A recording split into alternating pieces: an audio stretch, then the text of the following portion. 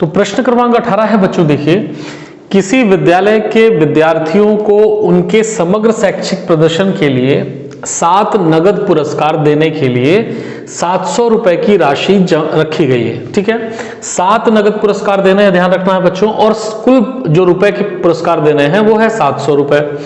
यदि प्रत्येक पुरस्कार अपने आने वाले या अपने वाले पहले पुरस्कार से 10 रुपए कम है ना, प्रत्येक पुरस्कार अपने पहले पुरस्कार से 10 कम है, जैसे अभी 100 का हमने दिया तो इसके बाद वाला जो पुरस्कार होगा वो क्या होगा, 90 का होगा, 10 कम है, तो प्रत्येक पुरस्कार की राशि ज्ञात कीजिए। तो आपको यहां पर ध्यान रखना है, हमको कुल 7 पुरस्कार बांटने हैं, मतलब हम कहें कुल पदों की संख्या जो है वो क्या है, हमारी 7 है, और कुल कितनी राशि बांटनी है बच्चों, 700 रुपए हमको बांटनी है।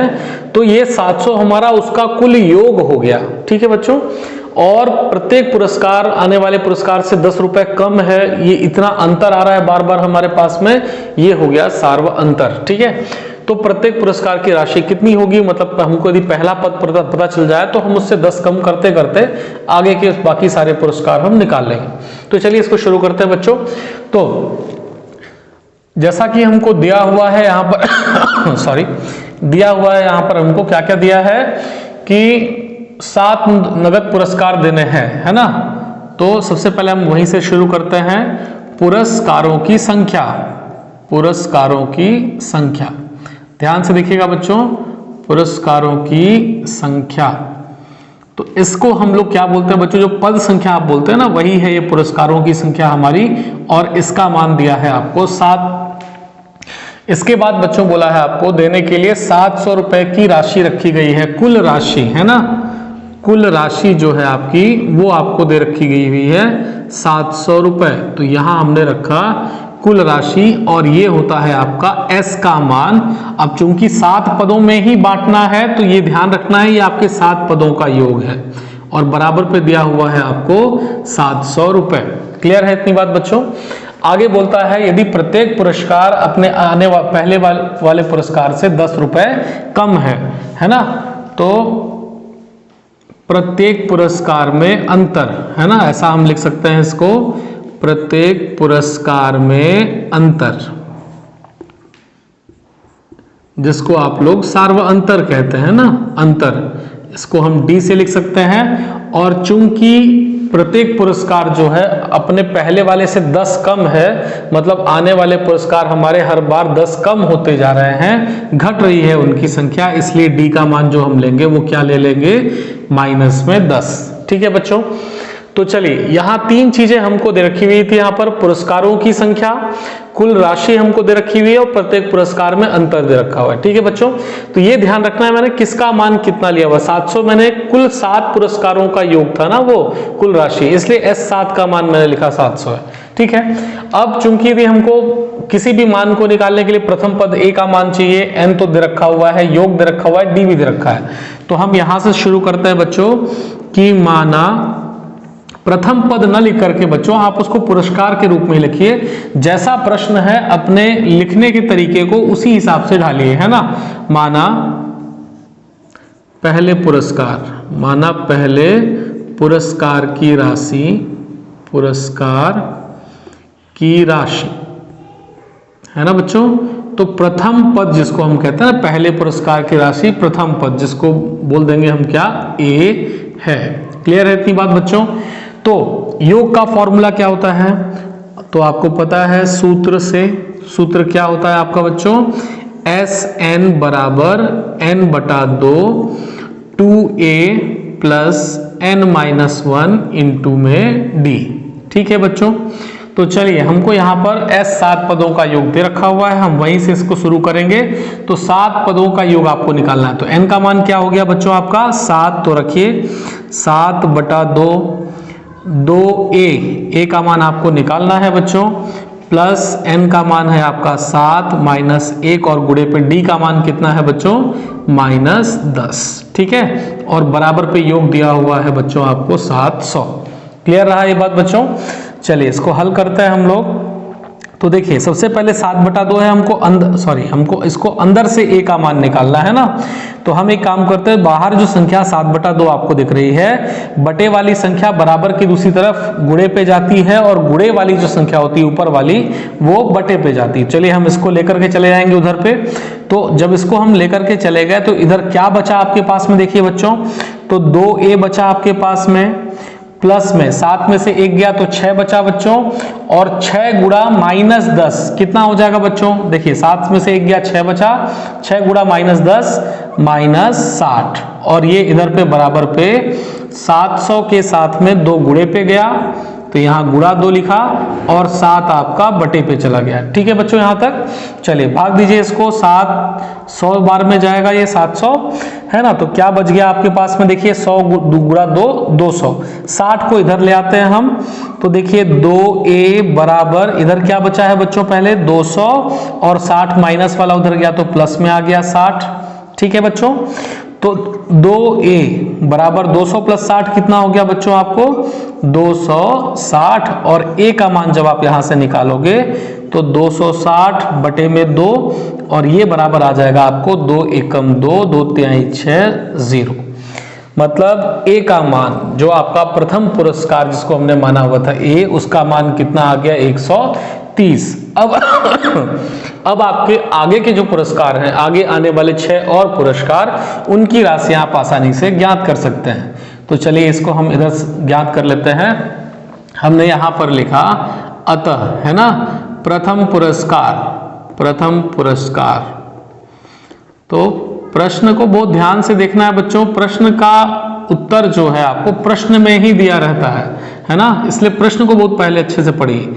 प्रथम पुरस्कार आप चाहे A1 लिखो या A लिखो, मान आपको दिया है कितना बच्चों 130। ठीक है, फिर द्वितीय पुरस्कार, तो द्वितीय पुरस्कार तो देखिए बच्चों इसको भी हम लिख लेते हैं।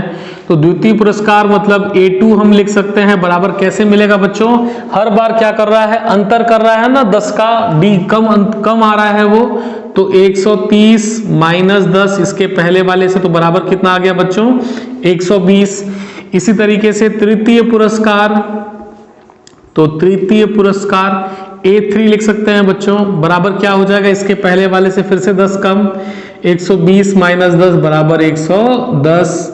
ठीक है बच्चों, चतुर्थ पुरस्कार, तो चतुर्थ आ जाएगा आपका A4 बराबर पे क्या है इससे पहले वाला 110 माइनस 10 बराबर आ गया बच्चों 100। फिर पंचम पुरस्कार या पांचवा पुरस्कार, कोई दिक्कत नहीं है, जो भी आप लिखना चाहें उसमें, A5 बराबर कितना आ जाएगा बच्चों आपका पांचवा पुरस्कार, तो है ना, सॉरी यहां गलती कर गया ना, 110 में से 10 गया तो क्या बचा बच्चों 100 ना, 100 में से अब 10 घटाएंगे तो क्या बचेगा बच्चों आपका 90। इस तरीके से छठवां पुरस्कार या षष्ठ पुरस्कार आप जो भी अपने हिसाब से लिखे, चलिए छठवां लिख देते हैं हम लोग। छठवां पुरस्कार A6 बराबर क्या हो जाएगा बच्चों 90 में से फिर से 10 घटाइए, बराबर आ गया आपका 80। और सातवां पुरस्कार, सातवां और अंतिम पुरस्कार, 7 पुरस्कार ही बांटने हैं ना आपको, 7 से ज्यादा नहीं बांटने हैं। A7 बराबर 80 माइनस 10 जो कि हो गया आपका 70। ठीक है बच्चों, तो इस तरीके से देखिए आपको यहाँ पर सारे 7 पुरस्कारों की कीमत जो है आपको वो पता चल गई। कीमत है इसलिए आप चाहे तो ये ऐसा रुपए वाला चिन्ह आप यहाँ पर लगा सकते हैं। ठीक है बच्चों, कोई दिक्कत यहाँ तक? तो बड़ी आसानी से क्वेश्चन निकला, क्वेश्चन को बहुत ध्यान से देखें, सॉल्व करें, है ना। चलिए नोट डाउन करें बच्चों इसको। अगला प्रश्न है बच्चों देखिए कि 200 लट्ठों की को ढेरी के रूप में इस तरह रखा जाता है कि सबसे नीचे वाली पंक्ति में 20 लट्ठे, उससे ऊपर की पंक्ति में 19 लट्ठे, उससे ऊपर 18 लट्ठे रखे गए हैं। सभी लट्ठों के रखे जाने तक 200 लट्ठे कितनी पंक्तियों में रखे गए हैं और सबसे ऊपर की पंक्तियों में कितने लट्ठे हैं। प्रश्न को आपको समझना है। आपके पास में लकड़ी के कुल 200 लट्ठे हैं। पहले सबसे नीचे जो आपको जमाना है 20 लकड़ियों को क्रम से जमाना है, फिर उसके ऊपर में आपको जमाना है 19 लकड़ियां, फिर उसके ऊपर 18 लकड़ियां, फिर उसके ऊपर 17, और ऐसे करते करते आपको जमाते जाने हैं और तब तक जमाने हैं जब तक कि उन सबका योग जो है वो कुल आपके 200 लट्ठे जम ना जाए। तो ये जो हम जमा रहे थे पहले में, दूसरे में, तीसरे में, चौथे में, तो ये कितने क्रम तक जाएंगे आपको ये पूछ रहा है कि सभी लट्ठों के रखे जाने तक 200 लट्ठे कितनी पंक्तियों में रखे जाएंगे, मतलब n का मान कितनी पंक्तियों में। ठीक है बच्चों, और सबसे ऊपर की पंक्ति में कितने लट्ठे होंगे, मतलब जो अपना जितना कुल पद आएगा तो अंतिम पद में कितनी पंक्तियां, कितने लट्ठे होंगे, ये हमको बताना है ना। क्लियर है बात बच्चों क्वेश्चन पे? तो चलिए क्या क्या चीजें हमको दे रखी है उसको हम समझ लेते हैं यहाँ पर। तो सबसे पहले आपको यहाँ पर दिया हुआ है कुल लट्ठों की संख्या। तो यहाँ हम लिख लेते हैं कुल लट्ठों की संख्या। क्वेश्चन को यदि आप पहले ही डिटेल कर लें तो बड़ा आसान होगा, है ना, इसलिए हमेशा ऐसा ही किया करें। क्वेश्चन को पहले पढ़ लें अच्छे से, है ना, उसके बारे में सोच लें कि वो कैसे बनेगा, कहाँ से मुझे शुरू करना है। तो न तो आपको समय का वहां पर कोई वेस्टेज जाएगा, टाइम का बर्बादी नहीं जाएगा आपका, और न ही कहीं पर गलत होने के चांसेस होते हैं, बहुत कम चांसेस रह जाते हैं। तो ऐसा नहीं कि कहीं पर आपने गलत कर दिया, नहीं यार मुझे ऐसा शुरू नहीं करना था, दूसरे तरीके से बनाना था, फिर आपको काटना पड़ेगा, पेजेस भी बर्बाद होंगे और समय भी बर्बाद होगा। और इस समय वैसे ही पेजेस जो हैं बोर्ड वाले कम देते हैं ना, लिमिटेड मात्रा में देते हैं, तो आपको इस चीज को ध्यान में रखना है। तो कुल लट्ठों की संख्या जिसको हम कह सकते हैं बच्चों S, और हमको नहीं पता कुल ऐसे कितने रखे जा रहे हैं, तो आप चाहो तो यहाँ N लगा सकते हो, बाद में भी हम लगा लेंगे। S बराबर हमने मान लिया 200। ठीक है बच्चों यहाँ तक।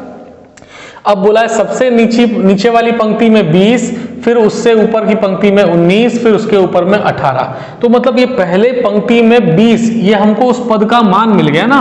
आप चाहो तो समांतर श्रेणी भी इस तरीके से बना सकते हो। इसका कैसे बनेगा बच्चों? सबसे पहली पंक्ति में मतलब A1 का मान हो गया 20 आपका, फिर उसके बाद 19, फिर आपका 18, और ऐसे करके ये आगे आता जाएगा।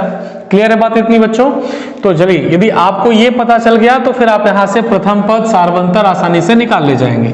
तो चलिए प्रथम पद मतलब हम यहां पर क्या लिखेंगे, नीचे के लट्ठे ना, सबसे नीचे, सबसे नीचे, नीचे पंक्ति में लट्ठों की संख्या, पंक्ति में लट्ठों की संख्या। ठीक है बच्चों यहाँ पर तो लट्ठों की संख्या कितनी हो जाएगी, तो जिसको हम A मान लेंगे ना, पहले वाले को, सबसे लास्ट वाला जो है, और ये दिया हुआ है आपको 20, है ना। तो लट्ठों की संख्या में अंतर, जिसको हम कहेंगे सार्वअंतर, लट्ठों की संख्या में अंतर, संख्या में अंतर। ठीक है बच्चों, जिसको हमने क्या नाम दिया आपका D। और D कैसे निकालते हैं, पहले वाले में से दूसरे वाले को घटाइए, तो 19 माइनस 20 बराबर बचेगा आपका -1। क्लियर है इतनी बात बच्चों? तो चलिए अब चूंकि हमको योग दे रखा है कुल 200 है, तो कितने पंक्तियों का योग है ये हमको नहीं पता, इसलिए हम क्या करेंगे यहाँ पर, माना पंक्तियों की संख्या n है, माना पंक्तियों की संख्या n है,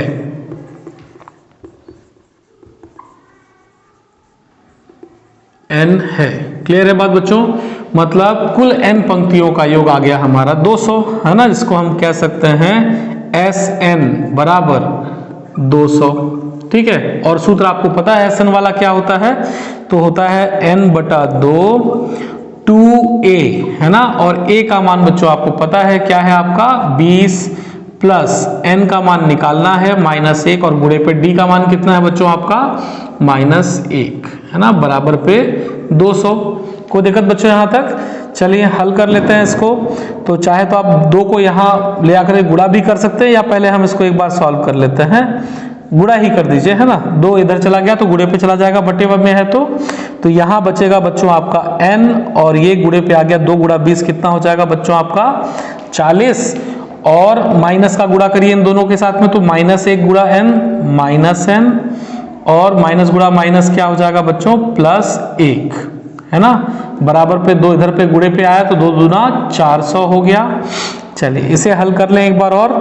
तो देखिए 40 प्लस 1 कितना हो जाएगा बच्चों 41, 41 माइनस n बच गया ना यहाँ पर, या हम लिख भी लें इसको n गुणे पे 41 माइनस n बराबर पे आ गया बच्चों आपका 400। ठीक है बच्चों यहाँ तक। चलिए आगे इसको हल करें। n गुणा 41 कितना हो जाएगा बच्चों आपका 41n हो गया, माइनस में n गुणा n क्या हो जाएगा n स्क्वायर, और बराबर पे आ गया बच्चों आपको 400। अब देखिए कुछ कुछ ये वर्ग समीकरण की तरह दिख रहा है ना, तो वर्ग समीकरण बना लेते हैं इसको हम लोग। हम चाहते हैं स्क्वायर वाला नंबर हमेशा प्लस में रहे ना, इधर माइनस में है इस तरफ जाएगा तब प्लस में आएगा, तो उसको लेकर के जाइए, उधर गया प्लस में आ गया, तो सबको उधर ही लेके जाना पड़ेगा। 41n भी उधर गया तो किस में आ गया प्लस में है तो माइनस में आ गया, और 400 पहले से उधर पे है प्लस में, तो प्लस 400 बराबर पे क्या बच गया, इधर पे बचा ना जीरो, आप इधर के जीरो को उधर भी लिख सकते हैं, कोई दिक्कत इसमें नहीं है। क्लियर है बात बच्चों यहाँ तक। चलिए अब आपको ये वर्ग समीकरण मिल गया। अब आप इसे गुणनखंड, क्या बताया था मैंने आपको कि n स्क्वायर के सामने कोई नंबर नहीं है, अंतिम संख्या का गुणा करिए, किन किन संख्या को गुणा करने से 400 आता है। क्लियर है बात बच्चों। या यदि गुणा करने से नहीं मिल रहा है तो हम क्या करेंगे बच्चों, आप सिंपल सा इसका 400 का क्या निकालेंगे आप बच्चों, फैक्टर निकालिए, गुणनखंड निकालिए इस तरीके से, 2 से भाग गया 200 बार में, है ना, तो यहां लिखते भी गए हम लोग 2 गुणा 200। ठीक है, अब फिर से देखिए 2 से दोबारा किया हमने इसको, तो कितनी बार में जाएगा बच्चों, ये 100 बार में जाएगा। अब इधर की संख्याओं को गुणा करिए ना, 2 दूना कितना हो गया इस तरफ में 4, और गुणे पे इधर क्या बचा बच्चों आपका 100। फिर कितनी बार में जाएगा बच्चों, अब ये है ना 2 बार में फिर से जाएगा, तो 2 50 बार में गया। इधर कितनी संख्या आ गई बच्चों, 2 दूना 4 दूना 8, तो हमने लिखा 8, और गुणे पे यहाँ क्या बचा है आपका 50। फिर देखिए बच्चों 2 से दोबारा जाएगा, तो 2 हमने दोबारा भाग दिया, अब ये जाएगा कितनी बार में 25 बार में। इधर आ गया देखिए 2 दूना 4 दूना 8 दूना 16, तो ये आ गया बच्चों 16, और गुणे पे यहाँ पर क्या आ गया 25। आगे 5 में चला जाएगा, 5 भी ले जाइए, 5 पचम। अब देखिए 16 पंचे 80, तो यहाँ आ गया आपका 80, और गुणे पे क्या बच गया 5। दोबारा 5 से करेंगे तो इधर गुणा करेंगे तो कुल 400 आ जाएगा आपका, तो इसलिए इतना ही रहने देते हैं। अब पहले इसमें से देख लें कि किस संख्या को जोड़ने या घटाने से हमको बीच वाली संख्या 41 मिल रही है। तो आप देखिए 16 और 25 को जोड़ेंगे तो 41 मिल जाएगा, और जब भी जोड़ने से मिलता है तो सामने वाला चिन्ह जो रहेगा 41 के सामने वाला वो दोनों में जाएगा, तो 25n माइनस 16n, देखिए दोनों पे चला गया, और प्लस पे 400 बराबर पे आ गया बच्चों 0। 2 का जोड़ा बना लीजिए, n कॉमन ले सकते हैं बच्चों यहाँ से, तो क्या बचेगा n माइनस 25, और माइनस है तो माइनस ले लिया बाहर, और 16 बार में भाग चला ही जाएगा इसका, तो यहाँ बच जाएगा n, और चूंकि माइनस लिया है तो अंदर वाला चिन्ह बदलेगा, और ये भी चला जाएगा 25 बार में, बराबर आ गया आपका 0। तो इस तरीके से आप इसको तुलना करके n माइनस 25 दोनों जगह पे है बच्चों, और n माइनस 16 आपका कॉमन पे यहाँ पर आ जाएगा, बराबर बचेगा 0। अब इसको तुलना करके आप n के मान बारी बारी से निकाल सकते हैं। तो देखिए बच्चों हम इसको निकालते हैं, तो चलिए पहले हम तुलना करते हैं n माइनस 25 बराबर पे 0, तो यहां से आ जाएगा आपको n बराबर 25 मिल गया बच्चों। दूसरा है आपका बच्चों यहाँ पर n माइनस 16 बराबर 0, तो जब यहां से आप n का मान निकालेंगे तो आ जाएगा ये आपको 16। तो ये 2 मान आपको मिल गए ना n के, एक 25 मिल गया और एक क्या मिल गया 16। तो हो सकता है ये दोनों उसके आंसर हो, या हो सकता है ऐसा कि इनमें से कोई एक आंसर हो दूसरा ना हो, गलत हो, तो ये हमको चेक करना बनता है वहां पर, है ना, जैसे इसके पहले क्वेश्चंस पे हमने किया हुआ था। तो चलिए चूंकि हमको बोल भी रखा है कि सबसे ऊपर की पंक्ति में कितने लट्ठे हैं, तो हम अंतिम वाली पंक्ति का में कितने लट्ठे होंगे उसकी संख्या को हम निकाल ले जाएंगे, पद संख्या को। तो चलिए पद संख्या हम लोग कैसे निकालते हैं, तो सूत्र क्या होता है याद करिए, लट्ठों की संख्या के लिए an बराबर a plus n minus 1 into में d, ये होता है आपको। हमको मिल जाएगा कि इस पंक्ति में, जैसे n का मान हमने 25 रखा, तो 25वीं पंक्ति में कितने लट्ठे हैं वहां पर, है ना बच्चों। तो चलिए रखिए n बराबर 25 के लिए, n बराबर 25 के लिए, तो जब इसको हम रखते हैं बच्चों तो यहां पर क्या हो जाएगा आपका a 25 हो जाएगा, और a 25 बराबर a का मान कितना है बच्चों आपके पास में 20 प्लस n का मान आपको 25 पता है, -1 और गुणे पे d कितना है बच्चों, -1।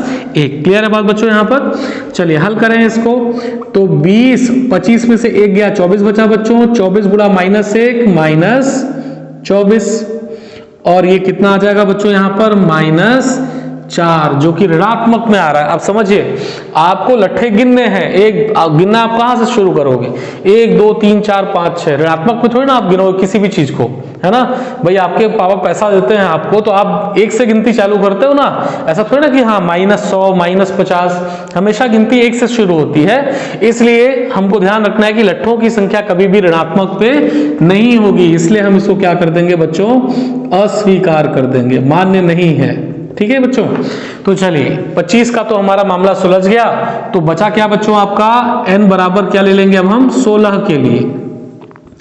तो n बराबर 16 के लिए अब मान निकालिए, a16 बराबर कितना हो जाएगा बच्चों, सेम टू सेम मान रखिए, 20 + 16 - 1 और गुणे पे क्या है -1। हल करें आप इसको, 20, 16 में से 1 गया, 15 बचा, 15 गुणा -1 क्या हो जाएगा बच्चों, -15, और इसको जब आप घटाओगे तो क्या आ जाएगा 5, मतलब 16वीं पंक्ति में आपके कुल लट्ठों की संख्या कितनी आ गई, 5, और कुल पंक्तियां ही 16 है, धनात्मक है, इसलिए हमको ये मान्य है। क्लियर बात बच्चों। तो प्रश्न में आपसे पूछा गया कुल कितनी पंक्तियां हैं, तो पंक्तियों का मान हमको 2 मिला था, जिसमें हमारा n बराबर 25 हमको अस्वीकार हो गया। तो क्या बचा आपका बच्चों, n बराबर 16, कुल पंक्तियों की संख्या 16 है, और 16वीं पंक्ति में कुल कितने लट्ठे हैं अंतिम पंक्ति में, तो क्या मिल गया हमको यहाँ पर 5। क्लियर है बात बच्चों। तो यहां चाहे तो आप लिख लें लास्ट में, अतः कुल पंक्तियां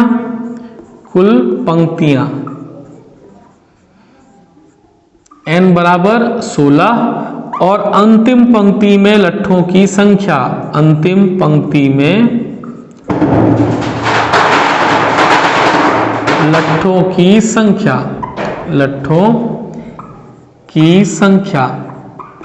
तो संख्या क्या हो गया बच्चों आपका 5। क्लियर है बात बच्चों, इसमें कोई दिक्कत, नोट डाउन करें इसको। तो अगला और इस अध्याय का अंतिम प्रश्न है बच्चों ये, कि एक आलू दौड़ प्रतियोगिता में प्रारंभिक स्थान पर एक बाल्टी रखी है, शुरुआत में एक बाल्टी रखी हुई है। इस बाल्टी से 5 मीटर की दूरी पर पहला आलू रखा है, तथा अन्य आलुओं को एक सीधी रेखा में परस्पर 3 मीटर की दूरी पर रखा गया है। इस रेखा पर 10 आलू रखे गए हैं। ऐसे आलुओं की संख्या कितनी है, 10 है।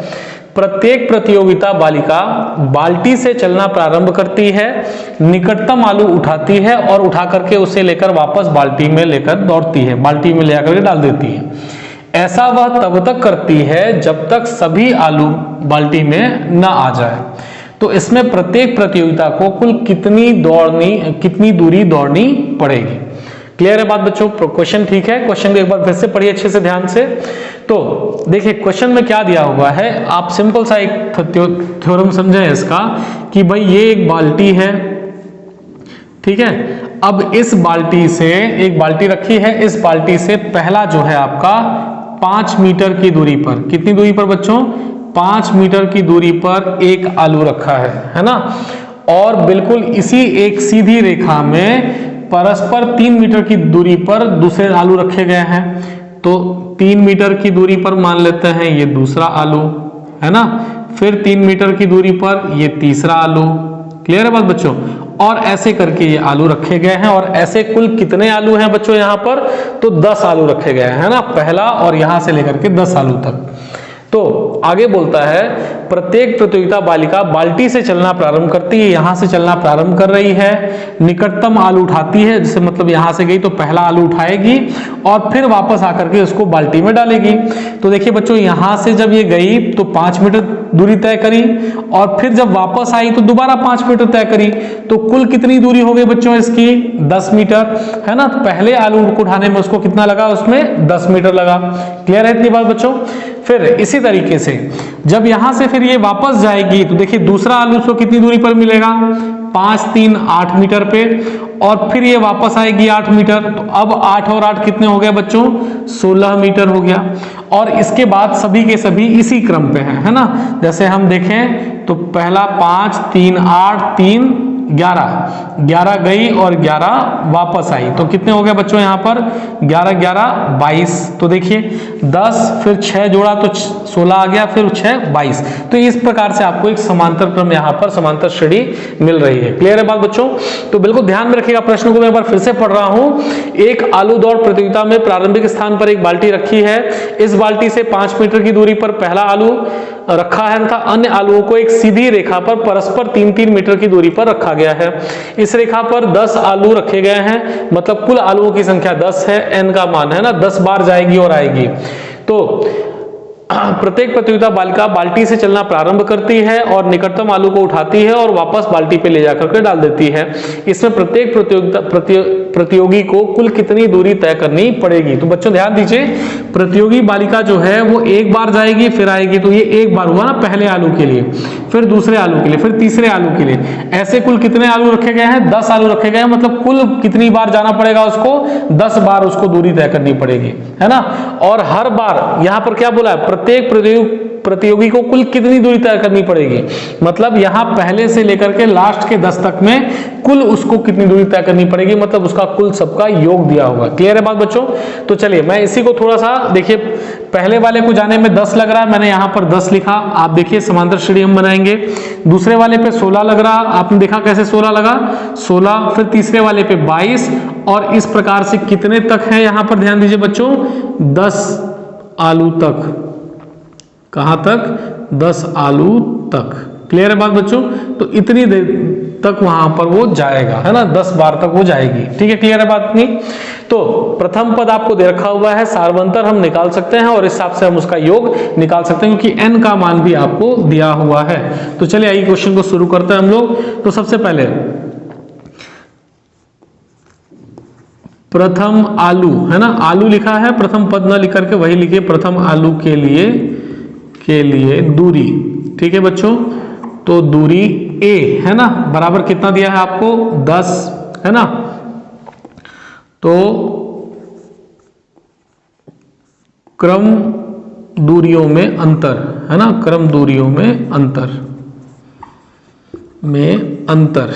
ठीक है बच्चों, तो मतलब सार्वंतर हम बोल रहे हैं। और ये कैसा आ जाएगा? 16 में से 10 को घटाया तो क्या बचा आपका बच्चों? 6। और कुल आलुओं की संख्या बोल सकते हैं आप, आलुओं की संख्या,